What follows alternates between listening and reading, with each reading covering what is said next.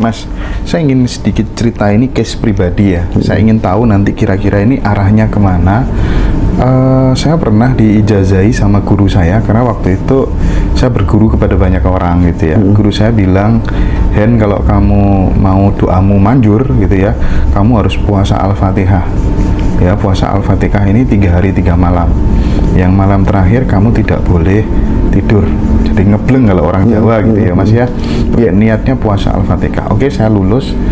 Dan setiap saya baca Fatihah, pas iya karena butuh ya karena stain dari dalam itu saya minta apa aja Mas.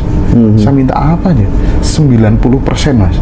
Tapi memang saya gabungan antara pikiran, perasaan, kemudian tindakan saya juga mungkin mengarah ke sana gitu ya. Itu terwujud Mas Andreas.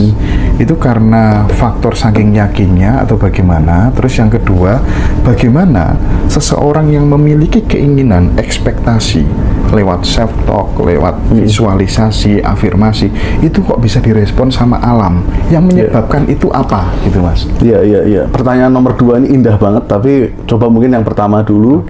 Yang pertama itu ya itulah beruntungnya bertemu guru, bertemu dengan bahasa yang lebih santai mungkin sahabat spiritual yang baik. Iya. Jadi, sahabat spiritual yang baik.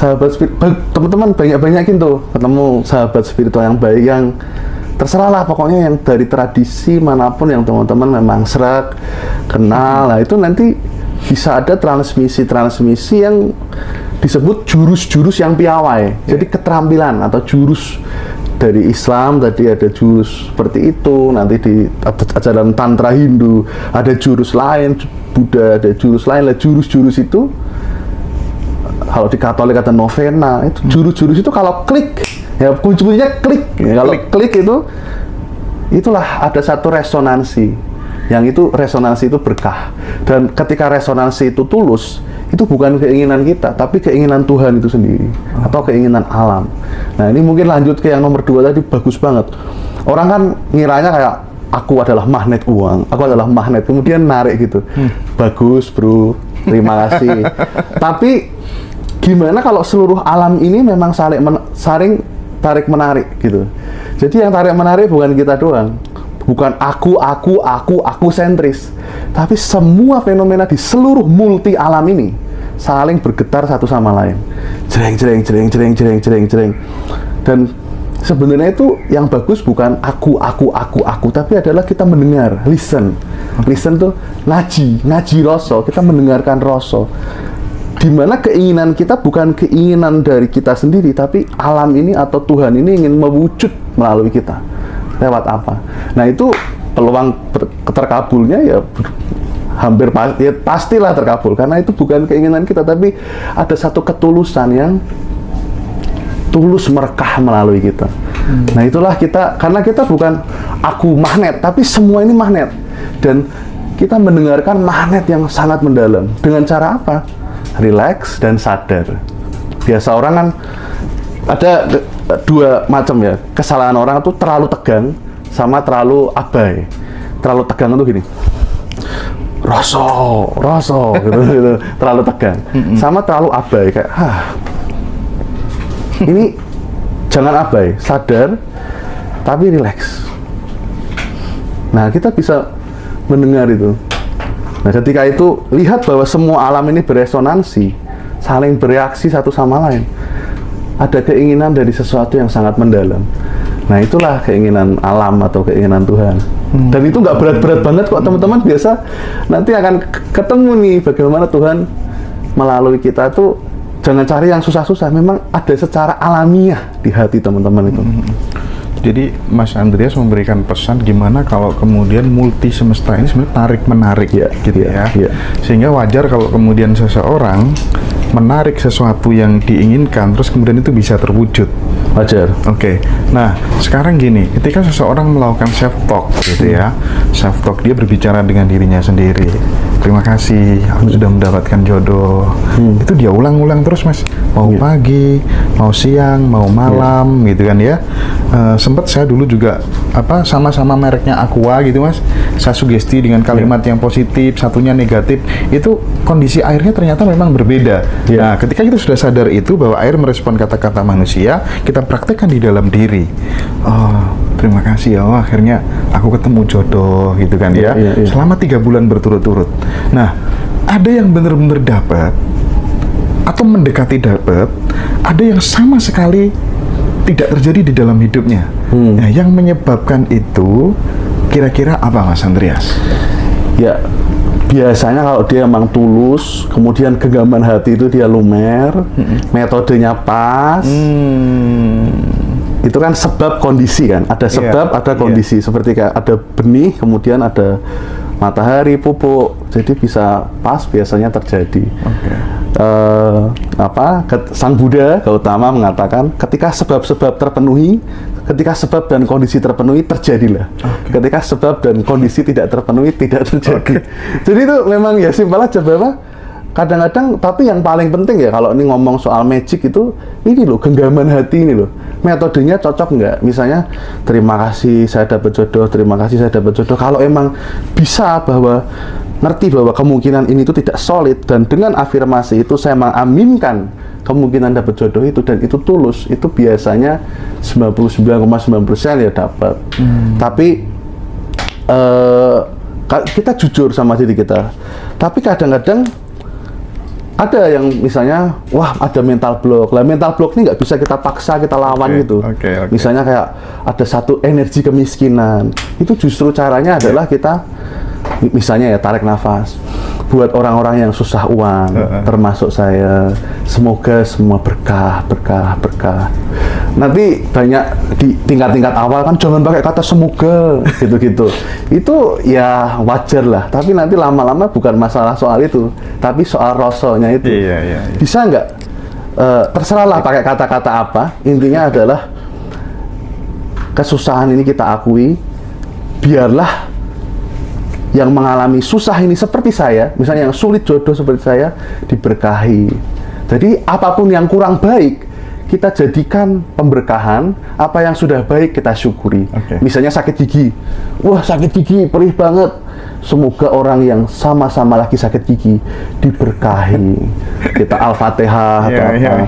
Kemudian kalau orang-orang yang kita lagi seneng nih, wah di hotel yang baik, wah terima kasih, semoga orang-orang yang butuh tempat tinggal diberkahi.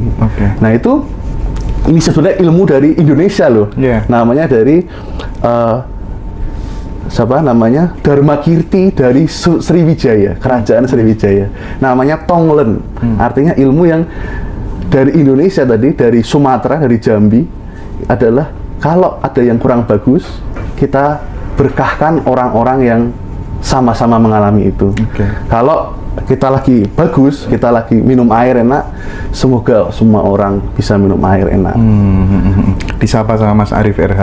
Hey Bro Andreas, akhirnya. Halo, bagus sekali Mas Arif. Luar biasa Mas Arif, ini pengetahuannya Mas Andreas luas banget. Thank you Mas Arif. Lanjut Mas Andreas ya. Jadi banyak orang belajar NLP nih, banyak orang belajar LOA segala macem gitu kan. Saya lagi-lagi ingin menggali ini. Kenapa ada yang dahsyat? Kenapa ada yang kemudian tidak berefek gitu? Kalau saya ngobrol sama Mas Arif, kalau belajar LOA dan sejenisnya itu seperti Mas Hendra yang etos kerjanya tinggi, itu hasilnya mesti dahsyat. Tapi kalau sampai itu dipelajari oleh orang-orang yang malas, hancur Mas katanya. Gimana menurut Mas Andreas? Ya itu berarti benar, itu berarti si orang yang tadi malas itu memiliki keterkondisian. Dia kan tidak, saya dari lahir ingin malas. Enggak, dia memiliki hambatan batin. Dia memiliki hambatan batin. Jadi ya kita harus tahu bahwa tiap orang ada keterkondisiannya. Kecoa punya keterkondisian, kucing meow meow meow punya keterkondisian, anjing yang beda-beda pun, anjing A, anjing B, anjing C, anjing D punya keterkondisian yang berbeda-beda. Itu namanya karma. Karma itu sebab kondisi. Ini baju batik ini punya karma untuk jadi baju batik. Ada keterkondisian. Jadi ya kita manusia juga ada keterkondisian. Kalau kita jujur, oh iya ada keterkondisian. Tapi ya begitu ada dorongan ingin melumerkan keterkondisian itu, ya kita lumerin dulu. Jadi kayak kita akui dulu, kayak kalau di Islam istighfar, astagfirullah. Ya, misalnya pemahaman soal pemurnian ya. Iya. Astagfirullah itu bukan kayak Tuhan menghukum dan lain-lain, tapi adalah kita mau melumerkan apa yang ada menjadi fitrahnya.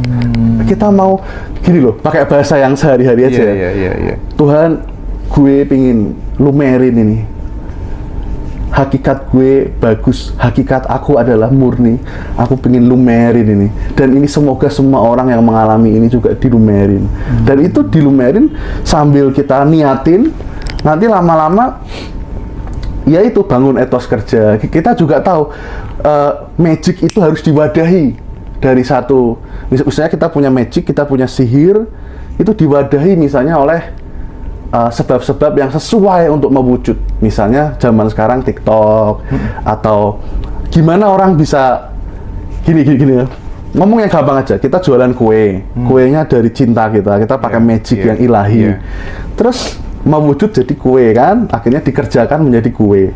Terus kue ini gimana orang biar tahu? Nah, kan bisa harus pakai Google, harus LOA itu bukan berarti langsung kemudian, tapi kita menyediakan satu wadah-wadah itu misalnya dari Google, dari Facebook, kita berikhtiar, kita mencobakan, jadi ada wadahnya dan di mana wadah-wadah itu biar ini ada nasihat dari almarhum guru saya, gurunya Mas Arif, Ko Effendi itu dari namanya Pak Yanurindra. Itu dia berkata, Dre, kamu kalau menggunakan magic pakai, tapi habis itu sediakan wadahnya supaya magic itu bisa mewujud. Wadahnya apa? Misalnya Google atau mulut ke mulut, ya. Atau jadi artinya hasil adalah teknis plus non teknis. Nah, benar. Oke. Meskipun kalau orang yang murni itu nanti teknisnya bisa nggak terlalu ngotot gitu loh, tapi tetap ada teknis gitu. Harus ada teknis dong. Iya. Nah, saya pengen tahu apa tuh namanya, Mas Andreas ini ngajarin bule-bule dari mana aja maksudnya? Macam-macam, dari Asia, Amerika, dari Inggris, dari Eropa. Ternyata tuh ya, ini kan saya baru 5 tahun ya. Saya pengembangan diri, kemudian batin kan dari usia 9 tahun, tapi saya baru 5 tahun di sini. Memang bener masalahnya manusia sama, batin, keserakahan, keluarga, sama persis, cuma beda gaya-gaya aja. Lah itu berarti selama ini yang dipelajari mereka apa Mas intinya tentang kebatinan tadi? Iya. Oke. Nanti gayanya kita sampaikan tergantung sesuai tradisi.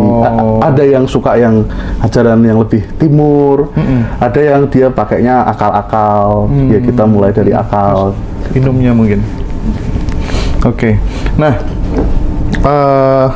kalau ini Mas Andreas, kadang kan orang itu tidak bisa take off gitu ya dalam hal kesuksesan dan lain sebagainya, itu katanya karena masih banyak gumbalan-gumbalan trauma dan luka batin di masa lalu. Makanya itulah dianggap sebagai suatu hal yang penting untuk dilakukan hipnoterapi untuk menghilangkan trauma-trauma itu. Itu bener apa enggak sih menurut Mas Andreas? Iya, lumayan bener. Jadi bahasa yang gampang ya, bahasa yang gampang tuh genggaman hati. Ketika saya minum bilang es kan Mas? Ya boleh, nggak apa-apa. Begitu saya bilang energinya atau mandalanya nutup, mandalanya nutup atau gelombang energinya nutup, itu gara-gara banyak juga adalah genggaman hati atau bahasa baratnya ya trauma, atau ya inilah bagaimana cekatan hati. Ya benar. Jadi bagaimana kita melumerkan itu, bagaimana kita menyapa dia dengan welas asih, melumerkan dengan welas asih. Itu yang cukup penting. Mungkin bisa minum dulu Mas Andreas ya. Silakan minum dulu mungkin. Minum dulu. Biar kita lebih cair lagi ngobrolnya. Terima kasih, minuman yang enak, ngaji rasa, semoga bisa berkah buat semua yang menonton. Kita persembahkan.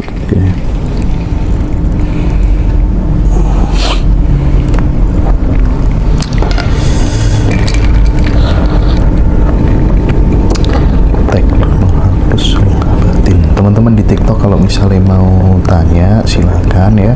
Ini pengetahuan dari Mas Andreas luas banget. Jadi mantap.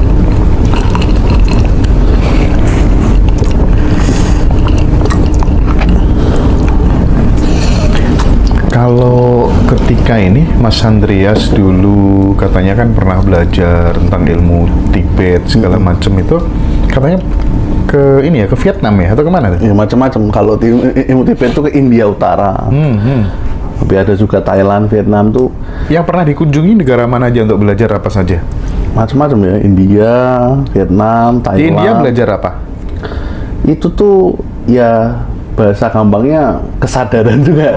Semua adalah belajar kesadaran, cuma dengan packaging yang berbeda-beda. Misalnya pernah juga di Sufi dan lain-lain ya. Kalau di Thailand? Itu juga kesadaran. Tapi packagingnya aja yang berbeda-beda. Di Vietnam? Kesadaran juga. Batin, jadi kesadaran itu hubungannya dengan batin. Jadi bagaimana sih, gimana kita tuh mau melakukan hal-hal tadi kalau kita tidak menyadari batin ini. Pertama tuh sadar dulu, melihat dulu batin kita, baru dari melihat itu kita bisa mengaplikasikan berbagai hal. Oke. Mas, saya pengen ngobrol soal servo, Mas. Servo, jadi sesuatu yang katanya kebiasaan diulang-ulang, ya, jadi habit, kemudian habit yang diulang-ulang jadi servo mekanisme, gitu alam yang melayani kita, gitu. Nah, itu gimana menurut Mas Andreas? Karena ada seseorang itu kalau sudah servonya itu misalnya telat, gitu ya, janjian sudah bener-bener diwanti-wanti jangan sampai telat, itu ada aja, gitu, Mas. Nah, itu gimana, Mas? Ada ya, bisa. Itu kan ya itu memang kekuatan habit, emang terjadi kalau kita biasa bangun jam 3, nanti ada satu energi kebiasaan. Mungkin teman-teman di sini tuh kan ngaji Roso ini kan arah-arahnya banyak ilmu timur. Ilmu timur tuh sama tentang kebiasaan, cuma kita nanti lihatnya kebiasaan itu suatu energi juga. Kan biasanya kalau yang barat kan, oh kebiasaan itu otak, gitu. Ini enggak, kebiasaan itu ada satu energi juga yang bisa kita rasakan. Ya servo itu energi kebiasaan. Tapi kalau mau ngomong yang lebih dalam lagi tentang servo yang paling tertinggi ya mesti dikaitkan dengan tadi tujuan hidup atau nilai utama atau core value. Mungkin teman-teman di sini boleh renungi deh. Ini yang saya selalu tanyakan ke teman-teman, sahabat-sahabat, klien-klien kita, kayak kalau hidup ini, keindahan hidup yang paling penting itu bisa dilukiskan dalam satu kata atau kalimat atau simbol atau tumbuhan atau hewan apapun, teman-teman memilih apa? Misalnya kedamaian, welas asih, apa nilai apa keindahan yang paling teman-teman tuh cocok dengan hidup ini. Nah, sekarang kalau saya balik, kalau menurut Mas Andreas sendiri gitu ya, jika kemudian hidup, keindahan hidup seperti ini kalau dilukiskan dalam satu kalimat itu akan keluar apa, Mas Andreas? Kalau saya namanya tampilan ajaib. Jadi tampilan ajaib itu kosong, dari kosong muncul tampilan ajaib. Terus itu saya ya, pribadi. Kalau nanti istri saya nanti beda. Nanti sahabat-sahabat kita tanya satu-satu beda. Nanti ada yang bilang kayak cahaya, ada yang bilang welas asih, ada yang bilang rahmat. Nah, mulai dari servo itu. Jadi biasakan, ini kan tadi topiknya servo, biasakan semua fenomena kita adalah mengaminkan itu. Misalnya ini sekarang ya tampilan ajaib itu kan agak rumit diomongin. Saya biasa ngomong kan berkah. Nah, berkah itu maksud saya itu bahwa semua ini adalah tampilan ajaib. Jadi dulu waktu zaman dulu saya sukanya bilang kan bocah ajaib, salam ajaib. Itu zaman Mas Arief dulu. Ya itu sebenarnya saya tidak berubah, masih sama. Bahwa semua ini adalah tampilan ajaib, atau kalau orang Jawa bilang membo-membo. Tapi dialektikanya bagaimana kok disebut sebagai bocah ajaib, anak ajaib itu sebenarnya kenapa, ya, Mas Andreas? Awalnya dulunya kan karena banyak masalah, banyak kematian dan lain-lain, akhirnya dan bisa bertahan. Tetap bertahan itu terus. Sekarang luar biasa jadi coach. Ya dulu awalnya di dunia motivasi gitu-gitu. Sekarang masuk ke dunia spiritual, ya sama sebenarnya. Cuma ajaibnya ini ajaibnya adalah hidup ini. kematian, kelahiran, ratap tangis, momen kini yang sebenarnya tidak bisa kita genggam. Inilah ya. Tapi tiap orang, teman-teman semua akan beda-beda tuh. Nah, itulah servo yang teman-teman mesti kuda-kudanya adalah minimal di situ. Nah, dari di situ misalnya teman-teman yang cukup banyak saya temui itu rahmat ya. Rahmat atau kasih. Ya udah, tiap momen adalah bagaimana ini kita berservo atau bermanifestasi dalam kuda-kuda kasih. Iya. Nah, saya kan kadang sering Mas dikasih nasihat sama orang, itu ada kiai, ada macam-macam lah ya orang Jawa gitu kan ya. Hidup itu harus sabar, harus jujur, harus sumele, harus pasrah, nggak boleh marah, nggak boleh kemerungsung gitu. Itu bagi otak saya itu abstrak gitu. Jadi saya bisa dibilang muak juga gitu. Nah, yang ingin saya tanyakan adalah teknik langsung gitu yang bisa membuat hidup kita itu tertrigger untuk begitu secara otomatis itu apa, Mas? Menarik. Jadi gini ya, sama-sama saya juga sabar itu apa sih? Itu apa tuh saya juga. Jadi gini, mungkin gini, gampangnya gini. Kita itu ada dua tipe orang. Satu adalah tipe ngegas, satu adalah tipe ngerem.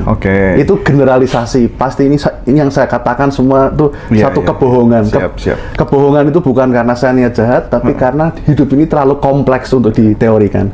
Tapi nggak apa-apa. Kita berusaha berteori. Kita ada orang itu ada yang ngegas, ada yang ngerem. Nah, kalau buat orang-orang yang ngegas itu tuh caranya adalah kita gas gini. Apa sih masalahnya? Masalahnya kita terhanyut dalam cerita-cerita pikiran. Kita tuh masalahnya saat itu hanyut pada kemelekatan cerita-cerita pikiran. Aduh, hanyut.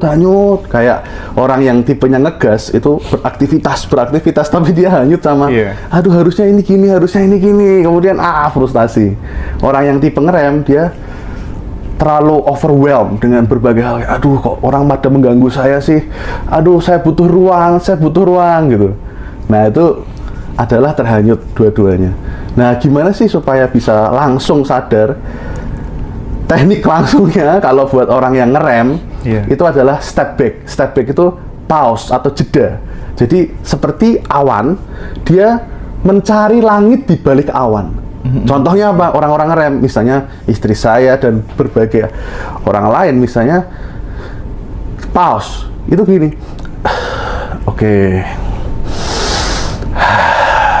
Nah, itu teknik contoh langsungnya. Atau pindah ruangan. Bentar mas, saya jeda dulu mas. Nah, itu pindah ruangan. Itu intinya step back ya. Jadi gimana dari awan yang rumit ini kita jeda. Aduh, kita step back itu apa ya? Kayak ambil satu langkah ke belakang gitu loh. Gitu. Itu kalau orang yang ngerem. Sabar buat mereka adalah kita ambil satu langkah, kemudian berpikir jernih, maju lagi, jangan lari, maju lagi. Nah, itulah artinya sabar. Nah, kalau orang ngegas lain lagi. Orang ngegas biasanya yang energinya yang wah gitu ya, seperti saya juga.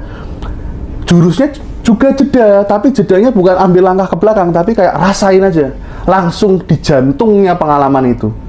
Jadi pendek-pendek aja. Kita rasain nih. Jadi mencari langit di tengah-tengah awan.